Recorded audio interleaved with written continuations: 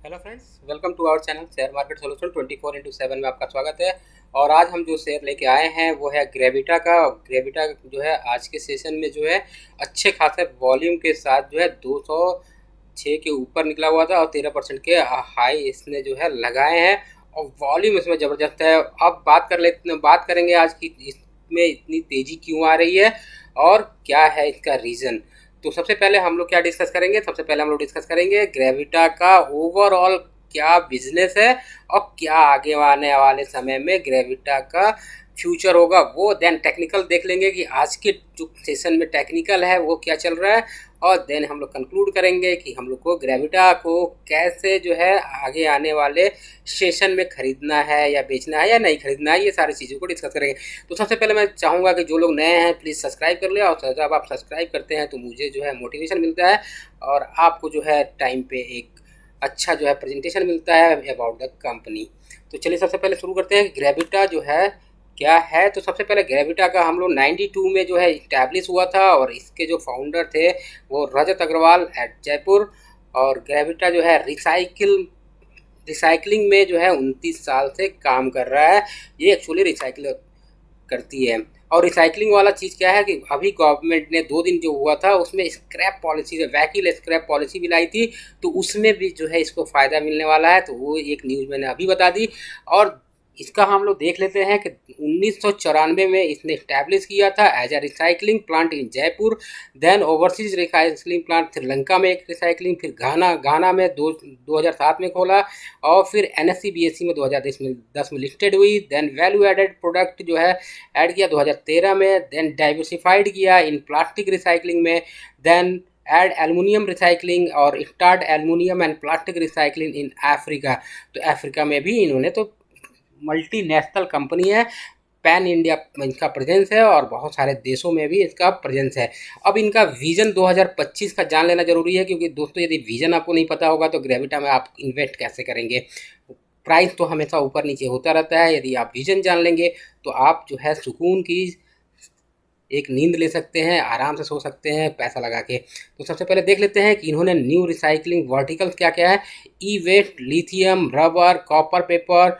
फिर आपका 25% जो है इनका रिवेन्यू CAGR है, तो 25% जो है CAGR बहुत होता है दोस्तों। और 35% इनका प्रॉफिट ग्रोथ है, तो ये है। और ROC देखिए, ROC return on capital employed 25%, 50% value added product और 25% जो है नॉन लीड बिजनेसेस है। तो ये इनका प्रेजेंस है। देखिए ये 25% के हिसाब से रिवेन्यू अपना ग्रो कर रहे हैं और 35% अपना जो है प्रॉफिट बढ़ा रहे हैं इस रेट से। तो अभी देख लें फाइनेंशियल हाईलाइट्स देख लेते हैं। तो इनका जो 5 साल का जो रिवेन्यू ग्रोथ है वो है 27% का, जो कि ह्यूज होता है दोस्तों। और दूसरा है पैट CAGR जो है इनका 5 साल का 57% है। और profit from overseas business with only 25% capital employed है और 60% यहाँ पे है। 8 to 9% कंसिस्टेंट एबिटा मार्जिन है इनका। और locking the margin back to back hedging mechanism is place. तो हेजिंग मैकेनिज्म क्या है इनका? हेजिंग मैकेनिज्म जो आप कमोडिटी में जब ट्रेड करते हो ना, तो आप कमोडिटी के प्राइस जो ऊपर नीचे होते हैं तो वहाँ पे ये हेजिंग मैकेनिज्म जो है काम आता है। देखिए यहाँ पर रिवेन्यू कैसे ग्रो हुआ है। फाइनल देखिए FY16 में आपका देखिए 431 था, 16 में 600 था, यहाँ पे 28% बढ़ा, देन 25%, देन 29% और देन 33%। तो अच्छा खासा रिवेन्यू उनका हर साल आपका देखिए 20%, 30% के एवरेज से बढ़ा है। तो ये चीज़ें हो गई। उसके बाद पैट देख लेते हैं, पैट करोड़ में दिया गया है। और पैट मार्जिन देख लेते हैं। तो यहाँ पर देखिए 148% था, फिर जो है ये है पैट मार्जिन 4.9%। और देन यहाँ पे थोड़ा गिरा था, फिर जो है पैट मार्जिन का अच्छा खासा बढ़ा है। आप देख लीजिए क्वार्टरली जो इस समय का जो रिजल्ट इन्होंने पेश किया था उसमें क्या है। तो उसमें देखिए वॉल्यूम जो है इनका ईयर एन ईयर जो है 51% बढ़ गया है दोस्तों। और 73% इनका रेवेन्यू ईयर एन ईयर बढ़ा है। एबिटा जो है डबल हो गया है। और पैट जो है आपका profit after tax year on year basis पे 461% यानी 4.5 गुना हो गया है, से ज़्यादा हो गया है। Revenue from value added service 47% contribute किया था। और domestic scrap collection from Indian plants 53%, revenue from overseas 35% and profit from overseas 71%। तो ओवरसीज से इन्होंने प्रॉफिट ज़्यादा कमाया है। तो यहाँ पे और तुलना कर ले कि Q1 21 में क्या था और Q1 21 में इनका जो है एबिटा पर मैट्रिक टन क्या था। तो यहाँ पर देखिए 20,000 एल्युमिनियम का, 20,308, और ये है लेड का, और ये कंट्रीब्यूट करता है प्लास्टिक का। धीरे धीरे देखिए प्लास्टिक का अच्छा खासा जो है ग्रो हो रहा है, एक तो लेड का और प्लास्टिक का, जो कि आपका हो गया एक तो बैटरी वाला सेगमेंट और रिसाइकलिंग का और प्लास्टिक वाला। तो ये हमें कंसिस्टेंट ग्रो कर रहा है। यहाँ पर देख लीजिए कि रिवेन्यू जो है इनका कैसे बढ़ा है। आप देखिए 200 Q1 21 में क्या था 258, अभी क्या है 446, और पिछले जो क्वार्टर था उससे भी अच्छा खासा बढ़ा है। यहाँ पर देखिए एबिटा जो है इनका 6.9% था, यहाँ पे 8.2% है, यहाँ 8.3% है। पैट देख लेते हैं। पैट देखिए लास्ट ईयर में 1.50 था, 4.87 हुआ लास्ट क्वार्टर में, और अभी के क्वार्टर में 4.88 हुआ। तो ये सब चीज़ें जो है ग्रोथ कंसिस्टेंट बना हुआ है। तो यहाँ पर रिटर्न ऑन कैपिटल एम्प्लॉयड कैसे बढ़ा है इनका, तो देखिए यहाँ पे FY 16 की बात करते हैं, वहाँ पे 5% का था। इसने अच्छा खासा जो साल दर साल जो है अपना जो है रिटर्न ऑन कैपिटल एम्प्लॉयड को बढ़ाया है। और अभी रिसेंट जो F1 का Q1 का रिजल्ट आया उसमें 25%, यानी टारगेट इनका ROC क्या है 25% कॉन्सोलिडेटेड बेसिस पे। तो इम्प्रूविंग का लीवरेज एंड कैश, इनके पास कैश भी है, अच्छा खासा ऑपरेशनल कैश इनके पास अवेलेबल है। ये देखिए इनका जो है ये ग्राफ के थ्रू दिखाया जा सकता है कि इनका जो है डेप्थ है वो कैसे कम हुआ है, डेप्थ टू इक्विटी रेशियो। तो देखिए ये हमेशा कम होता जा रहा है, जो कि आने वाला ये शो करता है कि आने वाले में और भी प्रॉफिट इनका बढ़ेगा और डेप्थ फ्री हो जाएगी। मोर डोमेस्टिक वैल्यू हुआ है, रिड्यूस इंपोर्ट्स को कम किया है, लोअर वर्किंग कैपिटल एम्प्लॉयड किया है, फिर lower logistic cost, improve cash flow और लो शॉर्ट टर्म डेप्ट। तो शॉर्ट टर्म डेप्ट भी इन्होंने कम किया है। अब क्या है कि एंट्री किया है कहाँ पे, लीवरेज एग्जिस्टिंग कैपिटा एक्सट्रैक्शन, तो बैरियर टू एंट्री। तो यहाँ पर देखिए global operation and integrated supply chain में क्या है, डीप रूटेड प्रोक्यूरमेंट नेटवर्क इन्होंने बनाया और डाइवर्सिफाइड कस्टमर नेटवर्क इनका है, और ऑपरेशनल एक्सेलेंस जो है इनको एक अच्छा बनाती है, और स्ट्रॉन्ग पार्टनरिंग कैपेबिलिटीज़ है इनके पास। ट्रंक की रिसाइकलिंग टेक्नोलॉजी सॉल्यूशन है, रबट मैनेजमेंट है, और कस्टमाइज वैल्यू एडेड प्रोडक्ट्स है, risk mitigation back to back hedging mechanism है। बैरियर टू एंट्री यहाँ पर देख लेते हैं।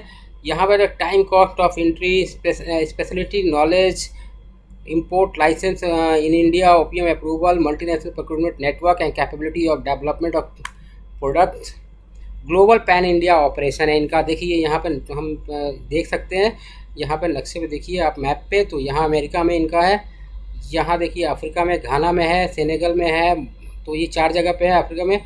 फिर एशिया में देखिए सारी जगह जयपुर कथुआ, और उसके बाद मुंद्रा गुजरात, फिर श्रीलंका मिरीगामा में इनका जो है ऑपरेशन है, ग्लोबल ऑपरेशन है इनका। डीप रूटेड प्रोक्यूरमेंट नेटवर्क है इनके पास, 27 इनके पास ऑन यार्ड है, 1400 इनके पास टच पॉइंट्स है, और 1,60,000 मैट्रिक टन का स्क्रैप कलेक्शन करते हैं। और कहाँ ये सर्विस देते हैं, तो देखिए यूरोप में देते हैं जहाँ पे टच पॉइंट 20 है, और स्क्रैप कलेक्शन वहाँ पे जो करते हैं लगभग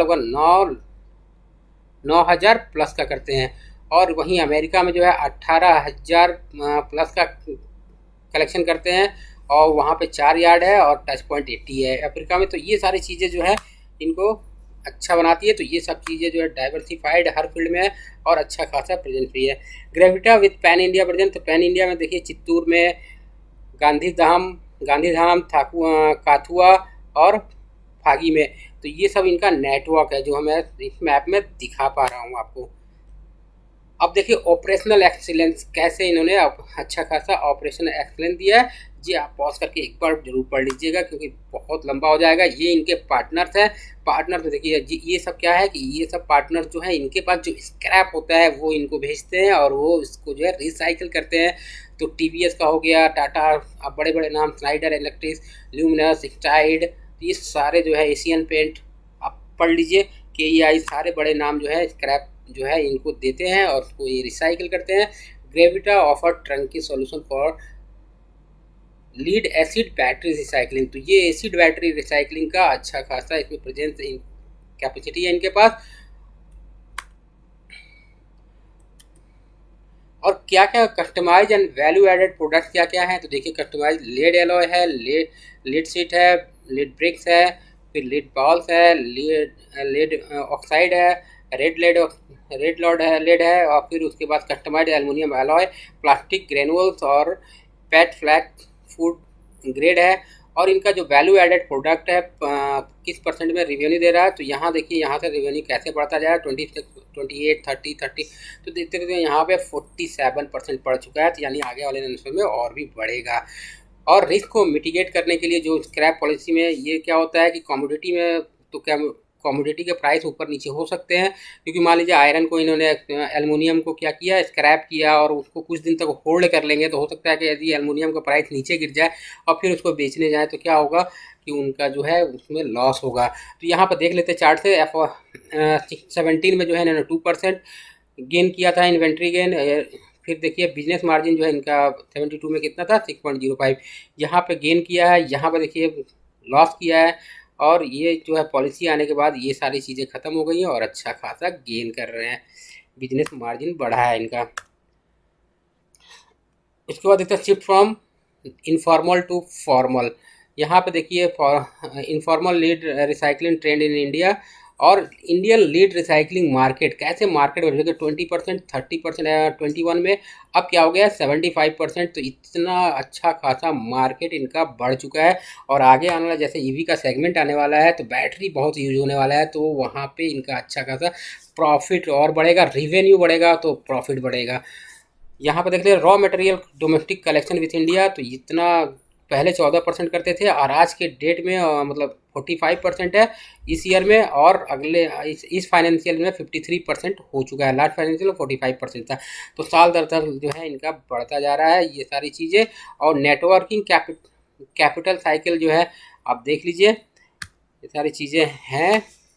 और ये सब चीज़ें जो हैं अब लगता है कि ग्रेविटा में अच्छा खासा आगे आने वाला, चूँकि बैटरी सेगमेंट है और रिसाइकलिंग पॉलिसी जो आई है गवर्नमेंट की, वो जो है इनको बूस्ट करेगा इनका रिवेन्यू में और प्रॉफिट मार्जिन में। ये इनका साइट है। हम लोग चले चलते हैं, अब टाइम नहीं गंवाते हैं, हम लोग देख लेते हैं इसका चार्ट। तो ये देखिए अभी चार्ट चल रहा है, इस अभी जो है ये हाई लगाया था करीब करीब 212 213 का, और अभी यहाँ पे ट्रेड कर रहा है। और लास्ट जो हाई था इसका, ये था इसका हाई 200 के आसपास, वहाँ से इसने जो है करेक्ट किया था 160 के आसपास, 64 के आसपास, और फिर जो है इसने जो है ये हाई लगाया। लेकिन आज का वॉल्यूम बहुत तगड़ा है, देखिए वॉल्यूम जो है बहुत ही ज़्यादा है।